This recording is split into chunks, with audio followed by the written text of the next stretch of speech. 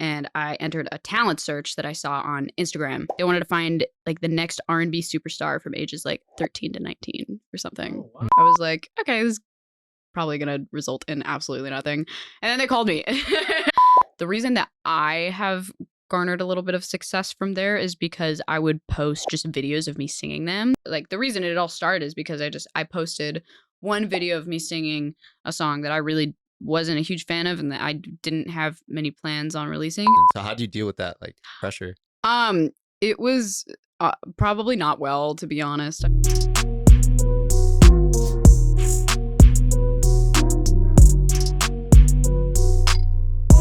What's up, y'all? Welcome back to the Untapped Potential Podcast, where we interview visionaries from the Pacific Northwest. Today, our special guest is Thompson, an up-and-coming pop artist from the Seattle area. In this episode, we talk about how Anna got a record deal at the age of 16, how she took a break from high school in order to pursue her music career, and how TikTok is changing the music industry. If you haven't already, make sure to subscribe to our channel and hit that like button. Now let's get into the episode. What's up, y'all? Untapped Potential Podcast here with Thompson. What's going on, Anna? What's going on? Thank you so much for having me. Welcome to the show. Yeah, welcome. Thank you. How are you doing today? Pretty good. You know, everything's on fire right now. I feel that. Seriously. Man, well, let's just dive right in. You know, you got a lot, your story has a lot of, different pockets that we want to dive into, but let's just start at the beginning. So where did your musical journey start? So my musical journey began when I was about 3 or 4 years old, and I started doing musical theater. And I did that for several years until when I was 11 years old, a School of Rock location opened in Bellevue. Oh, cool. Where I lived. And my mom forced me to go. I did not want to go. I had zero interest in pursuing this. But she signed me up, and then she kept signing me up for more programs, and I hated it, and I was so reluctant.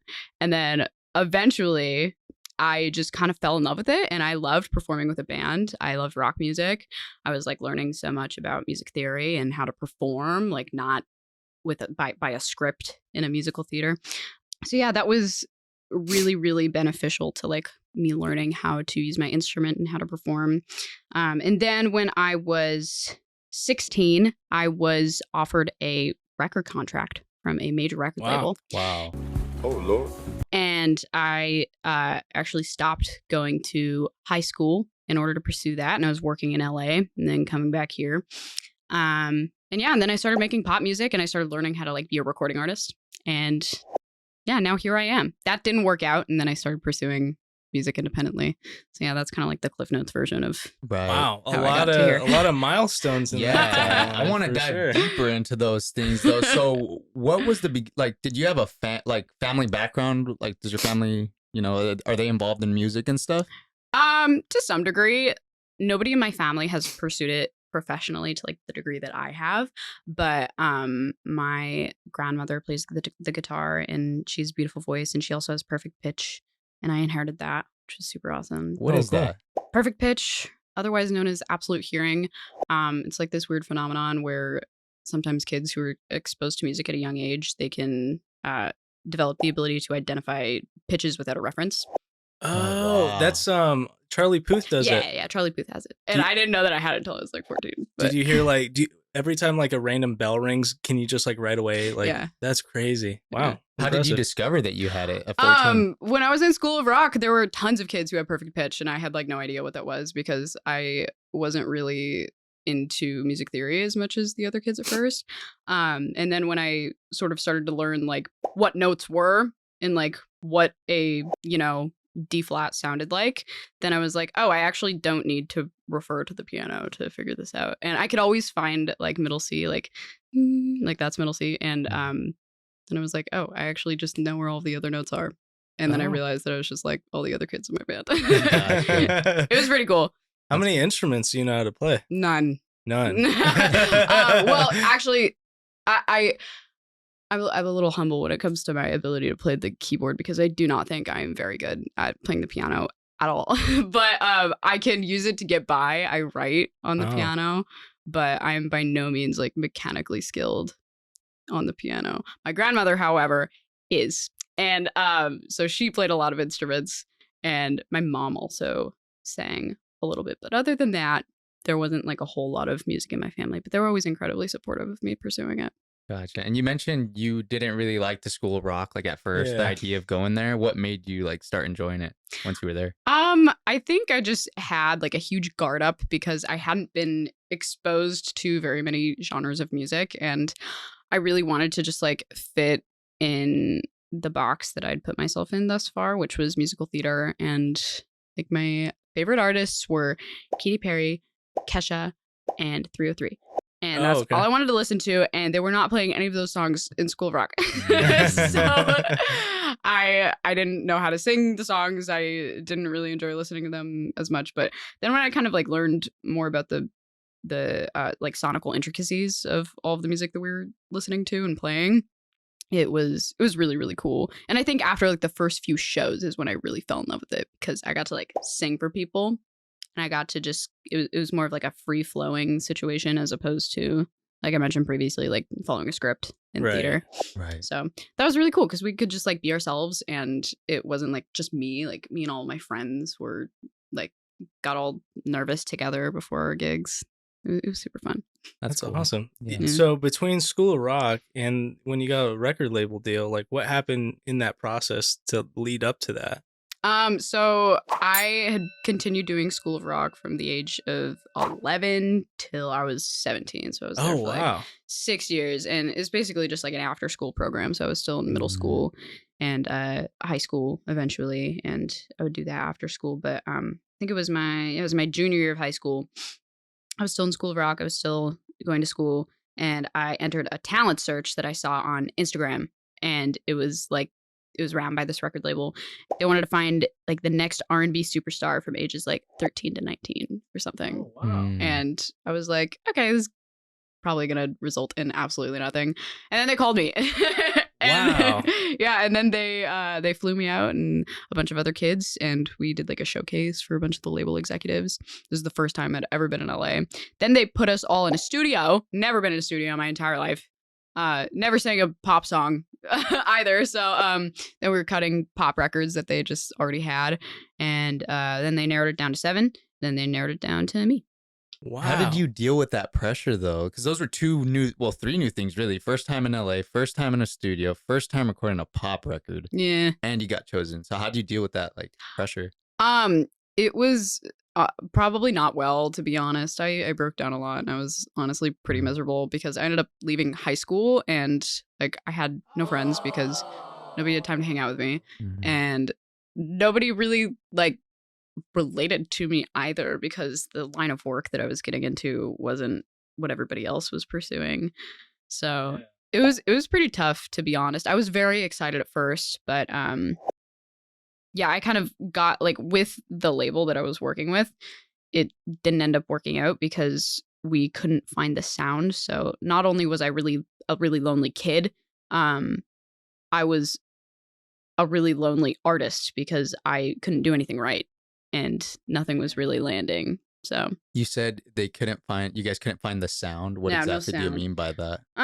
Well, a lot of the times when artists are first signed, if they haven't already like blown up on TikTok, for example, there's a pretty big period of time in which development occurs. And yeah, it's like it can be 6 months, it can be 4 years. But basically, whatever team that you're working with is constantly working with, or like putting you in the room with a bunch of different people, like different producers, different writers, and you're just kind of trying everything. You're cutting other people's songs, you're writing your own, and eventually with like the end goal of finding the sound. And I looked everywhere. I could not find it. I don't know where it was. And I found it later on my own when I became independent, but it was like none of the records really sounded similar to each other. They weren't like that good either. So Gotcha. That can be pretty isolating too. I mean, especially since like it doesn't sound like you had a close group of friends in high school, and just having that whole experience, just the progression of it just seems like very isolated. Was there were your parents like with you the whole time, or like a big support system for you? Yeah. My parents were there through and through because I was a minor. So Right. they had to come with me and like all my meetings and talking to my lawyer and all of that. So they were very present, and I'm really, really grateful that they were like able to be there for me. Were there times where it felt like they just were like in over their heads with everything going on in like the industry or like kind of managing your career a little bit, or? You know, I don't think so. I think my parents embraced it almost more so than I did. My dad is my business partner now. He helps me with everything. That's awesome. He learned like everything about the industry through that experience with the label. And he really he got really into it, and he started doing tons of research, reading lots of books. Wow. And a lot of the times, like if I have a question that's like too technical that I don't feel like figuring out, he probably already knows the answer, and he'll just figure it out for me. That's cool. It's really awesome. Yeah. I'm very, very lucky. Yeah. Was that similar to like his line of work before, or like No. He just completely picked up a brand new field to help and support you. That's awesome. That's real support. That's cool. It's awesome. And now, especially because I'm independent, it's just me. Like I don't have an entire team of people. Yeah. When it comes to having to do a bunch of things, and then like I also have like a day job. Like I can text him and be like, hey, I need help, doing research on this thing that I know nothing about. He's like, got it. That's cool. Right. Figures it out. So it's really awesome. Yeah. So the record deal thing falls through in LA. Mm-hmm. You move back out here to the Seattle area. Yeah. What's next? I went back to high school. I wanted to graduate. And I ended up like cramming my entire senior year into like 2 months because I really wanted to graduate on time.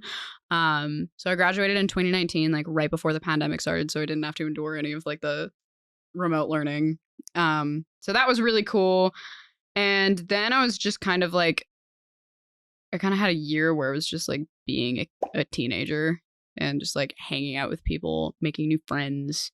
And then in like August of 2020, I ended up going to an artist retreat that I was invited to. And I met for the very first time like producers in Seattle that make pop music. A friend of the person who was organizing it like followed me on Instagram, and she's so real for this. But yeah, she like sent him my Instagram and was like, you should invite this girl. And yeah, and then I said yes, and I came out and I met Fluency, who produced like the majority of my records that I have out.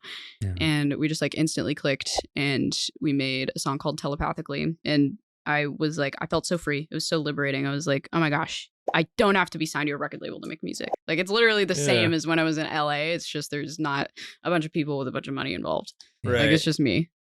What's some of the red tape that you don't have to face now with like releasing your own music? Because I heard like, when you're signed to a label, like they won't allow you to release it for certain dates, or like there's some sort of like restrictions there. Yeah, there are. And I mean, there are still kind of like unwritten rules that like you should follow when you're independent in terms of like when to release. Like it's always good to drop on a Friday, and you'll kind of see that trend always. But and like also feeding into Spotify's algorithm because you don't have the connections that a label does at Spotify. Like being consistent, which I'm not being. Like it's really good to drop every month because to my knowledge, the Spotify algorithm will punish you for not releasing consistently. Unless, of course, you're like signed to a label who knows somebody at Spotify that can put you on New Music Friday every time you release. I see.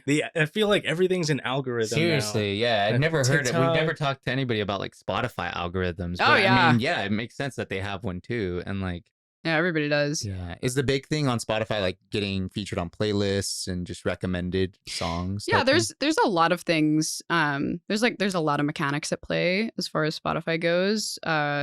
One of which is editorial playlisting, which is like your New Music Friday and your Fresh Finds, and like chosen by Spotify teams, and you pitch your songs to editorial every time that you release a song. And the same thing happens with labels as well, but the difference with the labels is they have like an internal pitching system because, well, I mean, if they're a major label, they'll have like an internal pitching system that gets to Spotify quicker and will get in front of the right people and has far more likelihood to succeed in getting you placed. But every time you release, you want to pitch your song regardless, and you get to like write a little like 200-word blurb, and then you just like hope. I've never placed an editorial playlist. Yeah. Who knows? Maybe that is subject to change eventually. That's a big goal of mine. But the other really big thing at play is algorithmic playlisting, which is going to be like your Discover Weekly. Those ones are very heavily reliant on the algorithm. So if you reach a certain milestone with your release organically, like for example, like don't quote me on these exact numbers, but like if your song gets some attention on like TikTok and you get 10,000 streams, then Spotify is going to put that record in Discover Weekly to a bunch of people who listen to similar artists that those people listen to. And then if people hear that in their Discover Weekly and then they like it or save it to their library, then it's going to get pushed more. And then it kind of goes and goes. And if you like look at your analytics, you can kind of see like a bunch of trends and bumps. Like certain days songs are pushed to certain playlists. And it goes up and down, and then like randomly, like the other day, one of my songs hit like 100K, and it like got thrown in Discover Weekly big time, and then it went back down. But it's like those little milestones kind of depend on where you're gonna go. And was that unexpected for you, or? I mean, I kind of expected it because at this point, I've released a good amount of singles and done the whole. Yeah. Because that's the thing, like you have to release every month if you want to make Spotify happy, and you're not signed. Right. Interesting. So just like the frequency of how much you publish content just is pretty much the only way you can get visibility as an artist. Yeah. Damn, that's crazy. I want to talk a little bit about that because you mentioned on your TikToks a lot, like the pre-saves and how basically if you don't have a viral TikTok song, like it's going to be super difficult for you. Yeah, it's over. Like how has TikTok really changed the music landscape? Yeah, so myself and so many other artists really face a lot of obstacles when it comes to social media, TikTok especially. TikTok has completely flipped the climate of the music industry upside down. For better and for worse, I wouldn't be here if it weren't for TikTok, because the reason that any of my songs have any attention at all is because they like blew up on TikTok. I don't know if you can say they blew up, but they, got enough attention that it drove traffic to my pre-save link. And then in turn fed into the Spotify algorithm because Spotify is getting saves on a song. But yeah, TikTok, as we know it, is the end all be all to whether or not a record is going to do well. And if you're lucky and your record hits and you're independent, you will get a record deal. Like they will sign you just on that. And we've you can see lots of trends like from when TikTok really started to take off in like 2020 with artists. Like all of these artists were getting so many streams just by themselves because TikTok was just showing it to 10 million people, like, by a stroke of luck or whatever. And then the labels would be like, oh my gosh, like they can do this without us. Like that's crazy. And then they'd sign these people, but then TikTok, like the algorithm would change and then they wouldn't give views anymore. And then the artist would get dropped. It's happened so many times. And, but yeah, like any song, regardless of like how objectively good or bad it is, if it has enough pre-saves, Spotify likes it. Like all of the DSPs like it because it's going to drive traffic. It might get editorial, and the labels are going to pick up that artist, and then they're going to offer them a deal, and then they're going to release it, and then they're going to take advantage of that. And on the flip side, artists that have like already been signed to labels, these labels are paying tons of money for these TikTok campaigns. Like millions, like so much money, more than you could ever imagine, into TikTok. They reach out to influencers and they offer them money to use the sound. And then like a trend is born. And it's unclear to me whether or not like those influencers are making the trends and like that's what they're being paid to do, or if somebody else is figuring out this trend and like paying all these people. But yeah, labels go to influencers and say, use this sound on TikTok. And they take advantage of their following because all these people have... Like, they're just a bunch of kids with, like, 1 million followers on TikTok. It's just, like, free advertising. That's so crazy how much money flows into that, And it's, like, us as content creators, right? We understand algorithms and how, like, advertising marketing campaigns work. But the typical consumer who's not really involved in creating content doesn't really get it. And they're just seeing these sounds and they're like, oh, wow, this artist must be really good because their song's all over the place. Yeah. Whereas maybe that's not 100% true. Maybe it just means, like, they're... record deal, like company like put so much money to get TikTok to like blow up.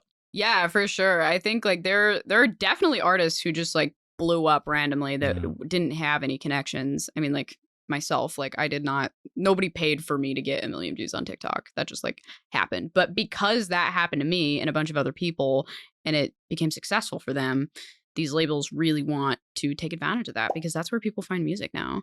Mhm. So there are probably a ton of like really popular like radio records that did really well on TikTok that probably wouldn't have done as well if those labels weren't investing in that avenue for advertising. For the TikTok sounds that blew up for you, did it blow up because of a piece of content you created, or did you just randomly see other people like use your songs?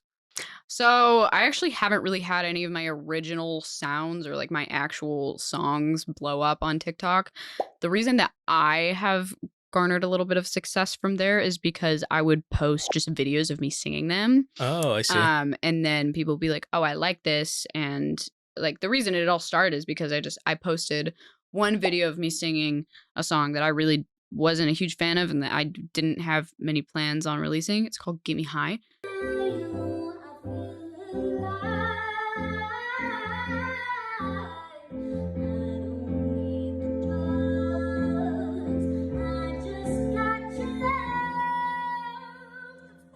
And I like messed up a ton in the video and I posted it and it got like 500,000 views in like a day. Wow. And I was like, what the heck? Like, this isn't even supposed to be on the album. Like, I don't want to record this. And so then I did, I put a pre-save link up and I got like 600 pre-saves in like 30 minutes. And I was like, wow. what? And this is before I'd released any music. And yeah, and it wasn't like the actual record. It was just a video of me singing it. And then eventually I got the record ready and then I tried to really ride the wave and get people's attention and be like, here it is. I made it a sound. The sound didn't really take off or anything. But because I had those pre-saves, the Spotify algorithm really came in handy. And because it was like a brand new artist page, it was just like thrown right on into Discover Weekly. It got like 10,000 streams a day. And yeah. Yeah, and that song now, Get Me High, is doing numbers on Spotify. I took a look and it's over 1 million, probably almost even 2 million. It's almost 2 million. Yeah, and it's off of your EP Centerpiece, right? Yeah. Yeah, so let's talk about that because we were actually listening to it on the way here and I really like your sounds and I just want to ask you kind of like, who are your biggest inspirations kind of sonically? So many because of the diverse like musical background that I've kind of experienced, but vocally, Ariana Grande is certainly my biggest inspiration. I worked really hard to really emulate her technique and her sound because I just find her technical ability like so admirable. And like when I was 15, I would have died to sound like her. I quit smoking cigarettes to sound like her. Do your thing, young homie. Like I went to great lengths to sound like her. That's dedication. And, I mean, now that I'm an adult, I don't like want to sound exactly like her, but her ability inspired me to really improve my voice. But other than her, I am really inspired by Radiohead. Like that's kind of how I started writing. I thought their songs were really interesting. And a lot of the times I did not understand what they were saying. And I was like, oh, that'd be cool. I could just like write things and nobody has to understand what it means. Yeah. So, no, that's cool. Yeah. My girlfriend's a huge Ariana Grande fan. So we were listening to you on the way here. We were listening to Get Me High. She was like, play it again. Just play it again. Just play it again. Like, no kidding. Oh my gosh. That's so nice. It's really cool. So your mission accomplished, right? Good. But going back to Centerpiece, I want to ask you, where was kind of your headspace when you were, writing the songs for that album? So that entire album is just a love story. Yeah. And about me and my partner who is the best ever. And it was like front to back, it's just all of these songs that I wrote when I was quarantining in 2020.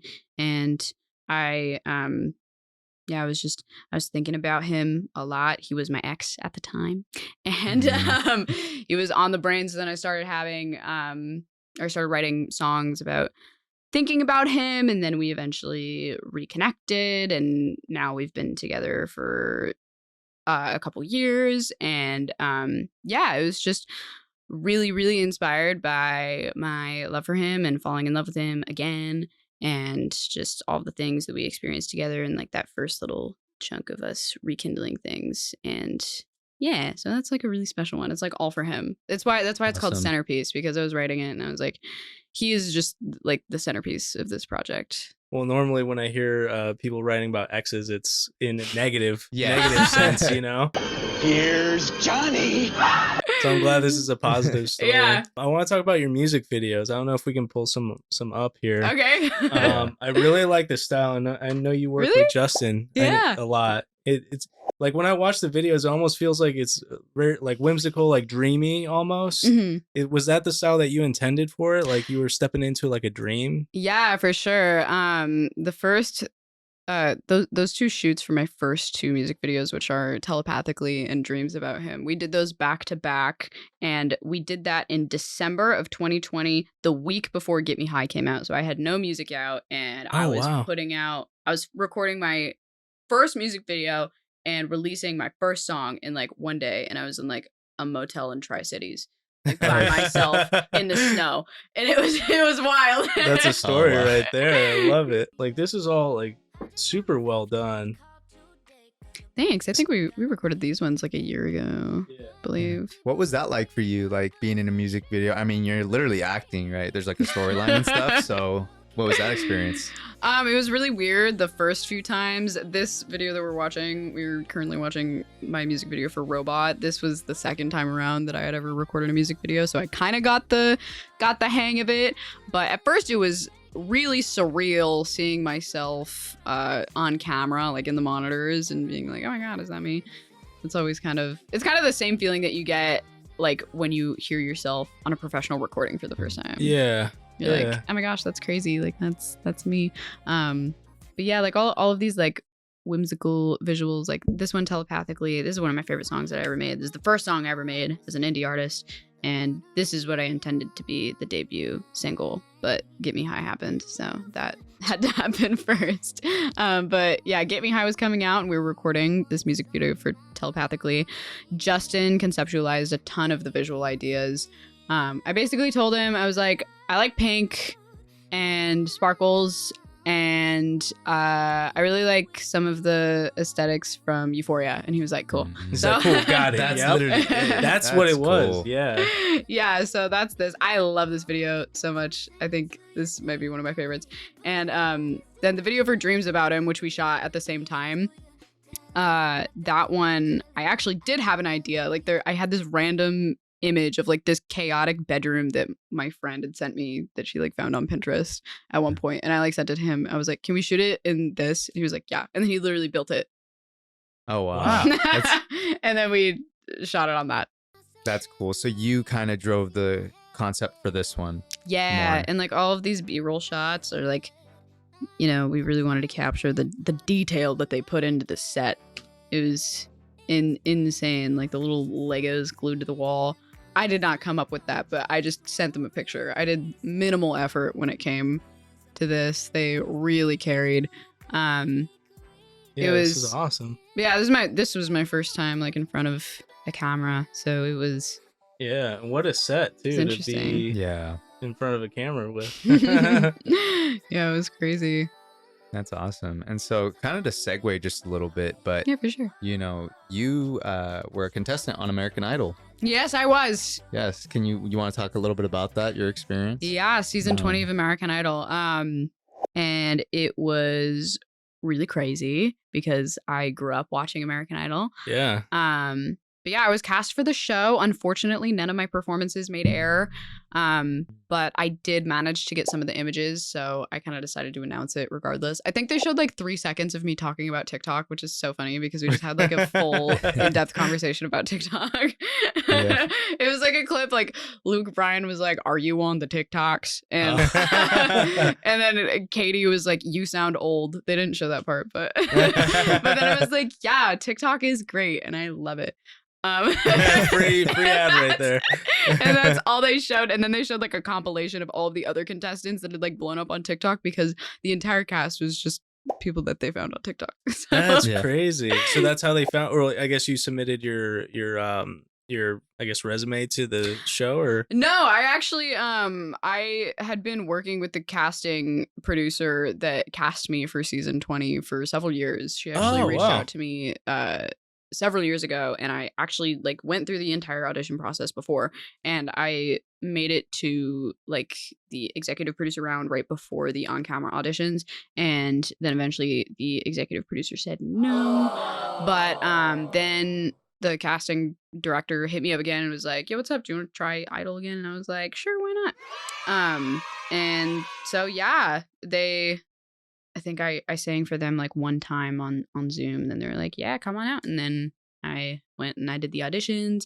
I was first the day that I was doing the auditions. Like I was the very first one. Oh, So wow. Did you camp out the night before, or like was it like you're already like number one in yeah, line? there's a few days of filming that happen. There's so many people, you don't film it all in one day, and you got to do like some interviews and some B-roll. But yeah, luckily we all had a day to chill. Oh, okay, good.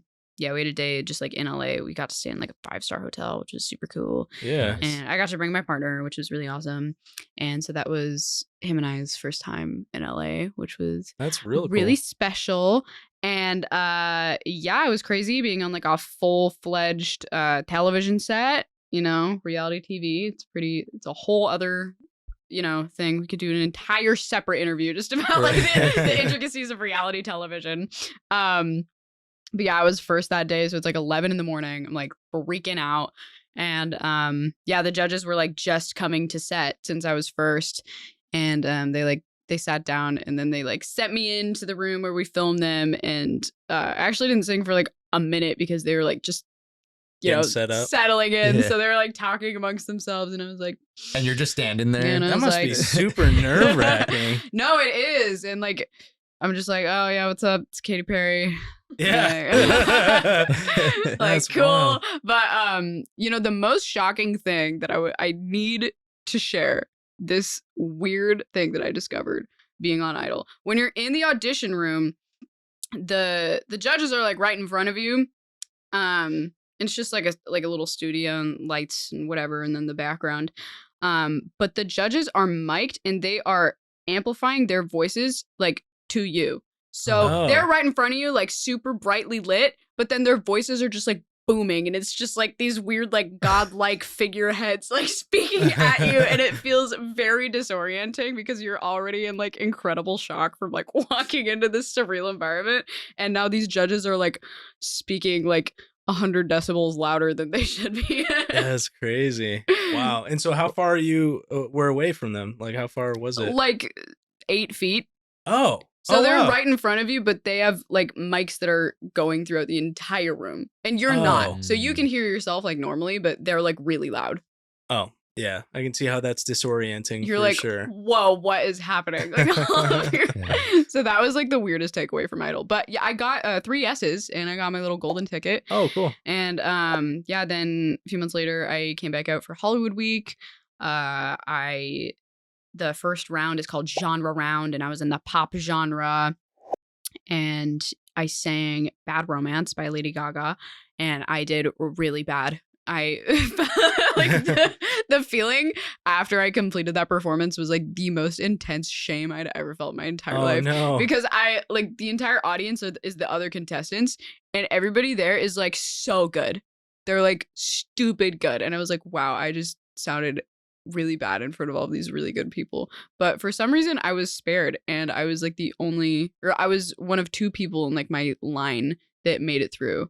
Wow. And Katie was like, Anna, step forward. And I was like, That's crazy. And yeah, and then I made it through the next round, which was duet rounds.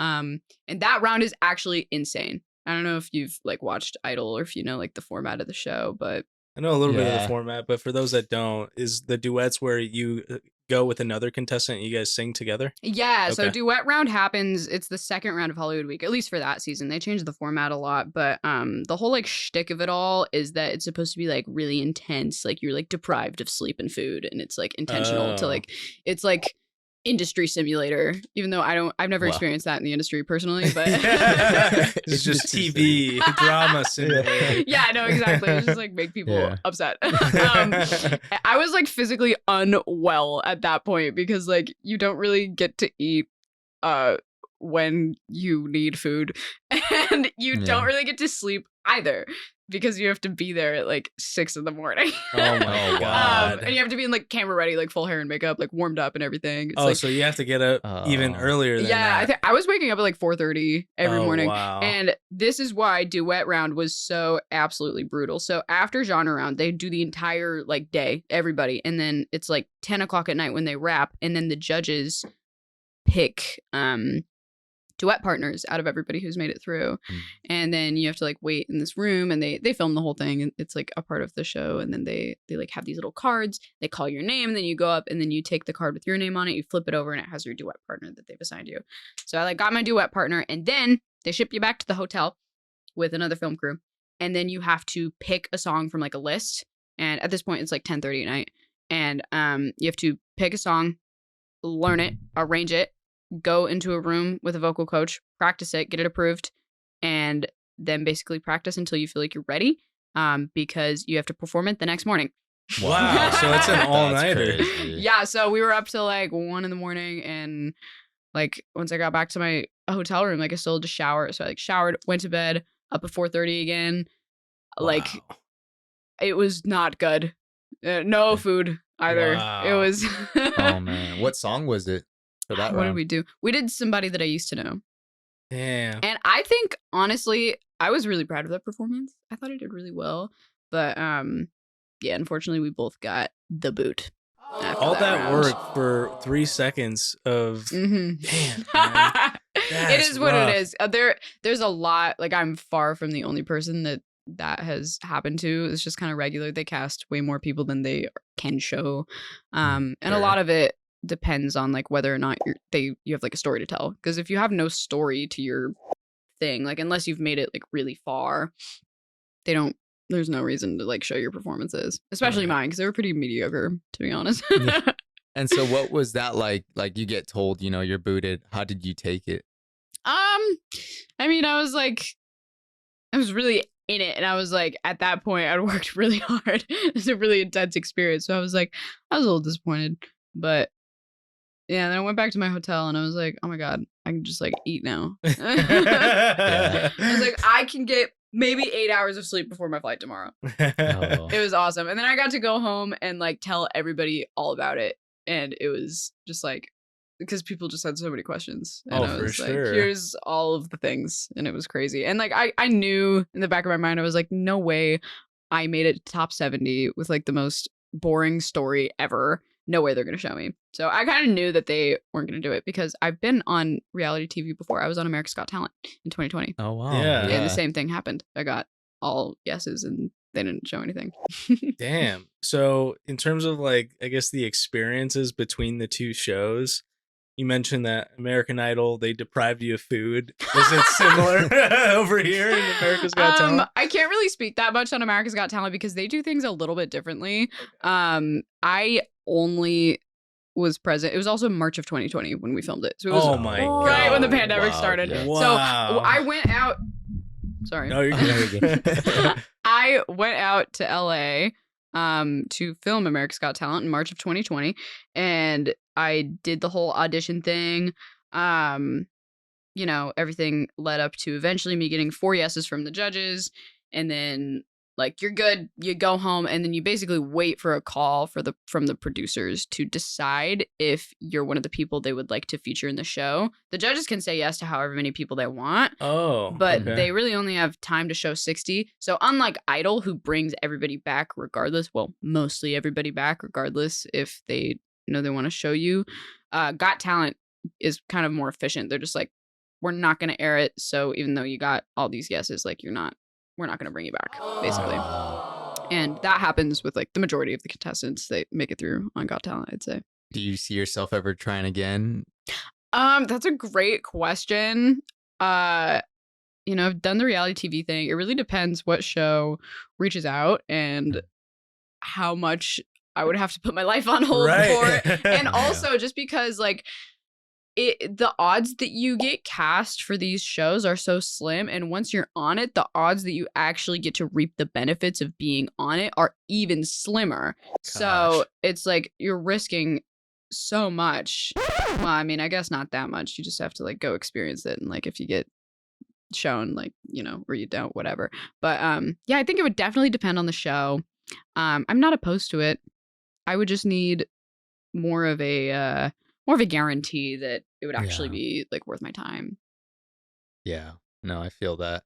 Yeah, and now given that, you know, this episode is going to be dropping on Halloween, you know, we're trying to bring the spooky vibes. I know you got a single that's coming out pretty soon that kind of fits that theme, if you want to talk about that. Yeah, it's called Cadaver Heart. I came up with the concept when I was watching Grey's Anatomy, and there was an episode and there were cadaver hearts involved. Ooh. And for those of you who don't know what a cadaver heart is, it's a heart from a dead body. And yeah, and so then I just kind of like came up with like the little idea in my voice notes. I was like, oh, that'd be cool. Like, you got a cadaver heart, you're dead inside. Yeah, and then I wrote like a fun little breakup song. It's produced by Alex Olson, aka Fluency, and it's really dope. I don't have an exact release date at this point in time, but it should be really fun. And I shot some spooky little cover art too, so it'll be very, very fitting for the spookiness. Nice. Yeah. Well, thank you, Anna. Yeah, Thanks thank for coming through. Thanks Of for having this course. conversation. And for the listeners that are watching, thank you for your support. If you haven't subscribed already, make sure you do that. Hit that thumbs up. Follow us on all social media handles, and catch us next time. Peace. Peace.